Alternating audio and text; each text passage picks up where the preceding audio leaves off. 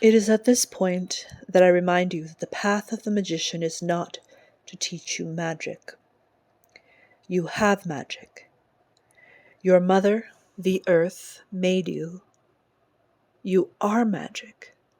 You dream and you cause. You could never stop dreaming and causing.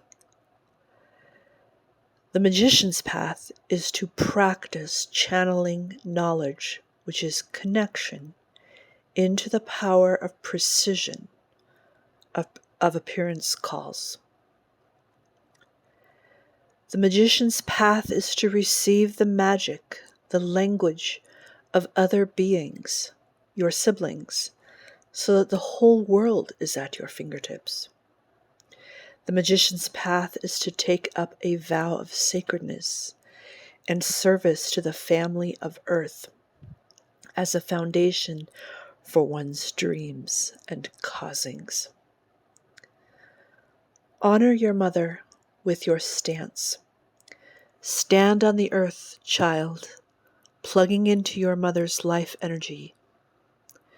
You may want to do this practice barefoot in the wilderness if you have access to do that. Even if you do not, allow yourself to stand, walk, and carry yourself as if this was so. It is so. So know it and walk it. The magician's stance is tall, but not rigid. It is flexible, but not dissolute. Your honorable and skillful accomplishments as a human and a magician will contribute to your stance. But oddly enough, your stance, if allowed to be a beginning point of your practice, will contribute to your ability to accomplish. I want to point to an example of a magician in a story in our culture, and forgive me for the fangirl tone of my voice.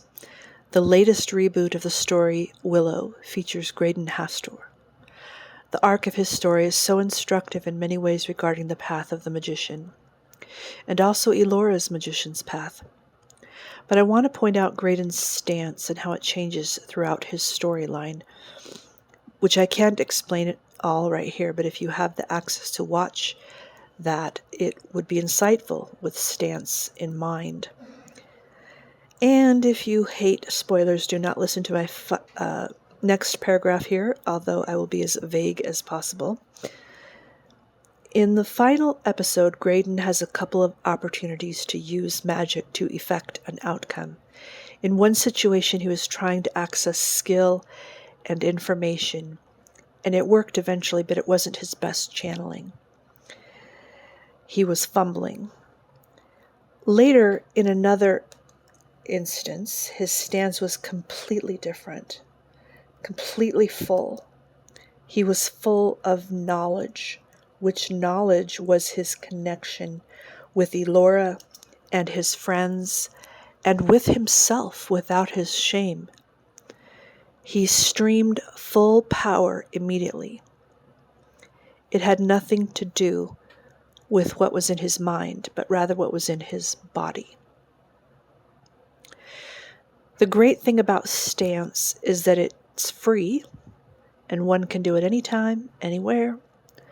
As a novice, you will have to remind yourself to stand as a magician, as a child of the Mother Earth. But eventually, this stance will become your nature, and this stance will be a vessel and conduit for energy you will hold and direct.